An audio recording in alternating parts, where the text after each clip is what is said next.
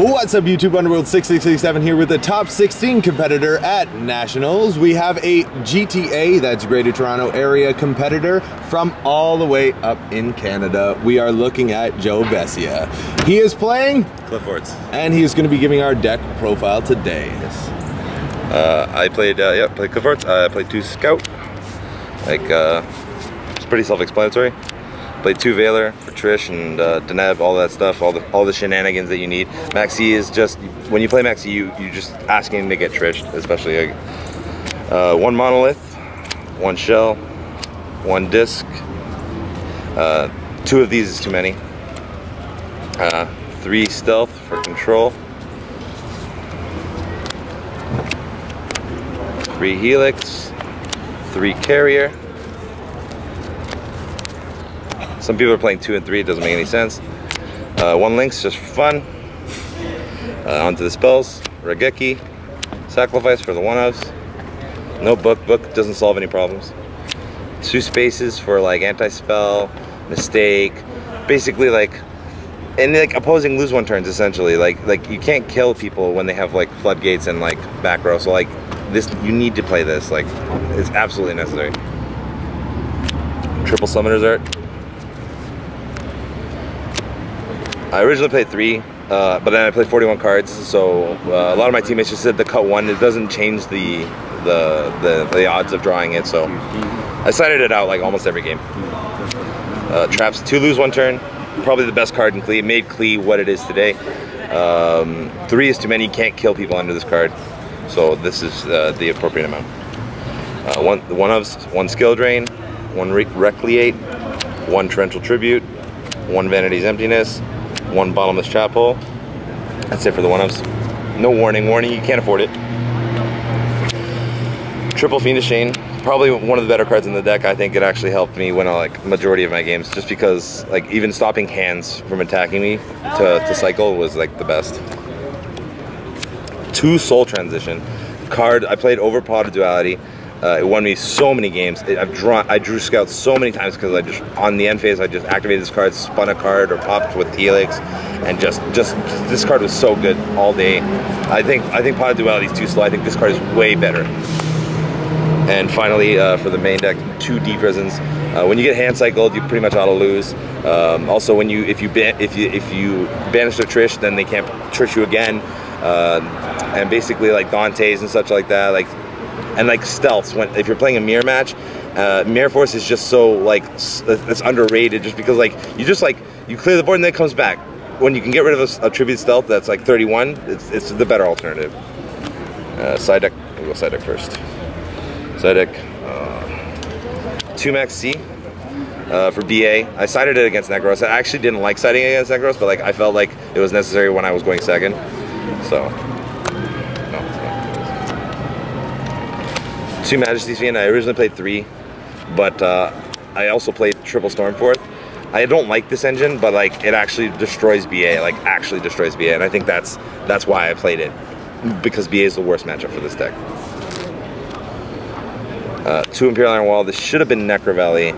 Now that I think about it, Necro Valley hits a lot more, but this did help me elite in my 64 and through Swiss, but that's about it.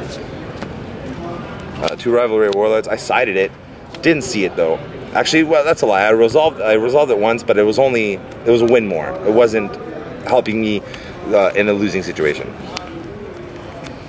2 Shadow Imprisoning Mirror, BA. I sided against Shadalls. It helped me against Shadalls, but more so it was just for BA. I didn't side for anything else. 1 Typhoon for the mirror.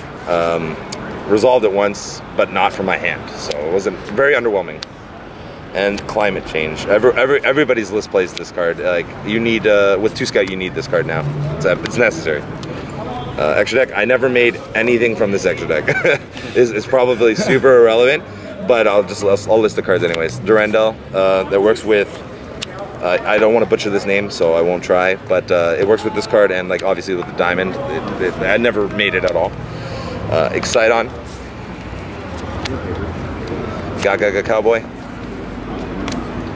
Castell, 101, Diamond Dire, Abyss Boner, Rhapsody and Berserk, Ragna Zero, Heartland Draco, Dark Rebellion XYZ, Karen Gorgon the Anti-Luminescent Knight, and the final card of my extra deck was Herald of Arclight. And this was so good, and I tricked so many people with this card. Like, they thought I was playing Necros just because I would take it out of my deck box. I would just take my extra deck out of the deck box. They'd be looking at me and they'd see it and they would let me go first, and I would just like I would just set 4 back row and they would just lose. So actually, like, this is the MVP of my extra deck. It won me so many games, I think. Now, without coming across as potentially completely and utterly wrong, because we might be seeing the ban list announced very, very shortly, what do you think about the ban list? What are your predictions? What do you think is going to be happening with the ban list? Let's see if you could be the guy that predicts fortune teller right now.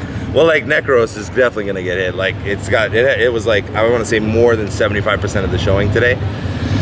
And like, it's just too strong right now as is. And even with the OCG, like, it's still roaming around really well and doing well in the OCG, even with the restrictions like Manju Sanju to 1. So I think, like, it needs to be hit, especially the Unicorn Kaleido combo. Like, it's stupid. I think it's actually stupid.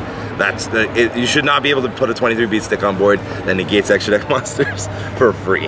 It doesn't make any sense. Do you think your deck is going to be hit at all? I don't think Qli's going to be touched. It's unnecessary. Like, if anything, like, put the scout to 1, and then maybe people will kind of die off from the deck. But, like, they put it to 2, and right now it's a little bit difficult. Like, you have to play climate change, right, at this point, right? So it's just play smart instead of playing luck. Right, yeah. Like, I lost in top 16 to, like, because the guy had double Typhoon. Like that's from hand. I can't even respond from, like, I can't stop that from doing anything, right? So, like I couldn't do anything.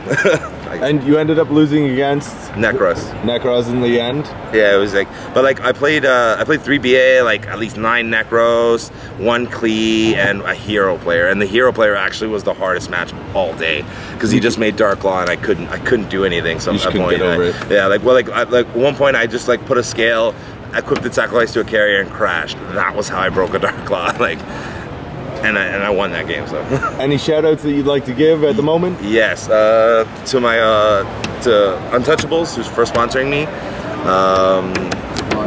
the squad, the fam, the GTA fam. Like, we're all here. GTA fam squad. Yeah. And fuck you, Peter. And shout out to Underworld 667 for the deck profile. That's about it. Thanks, Joe.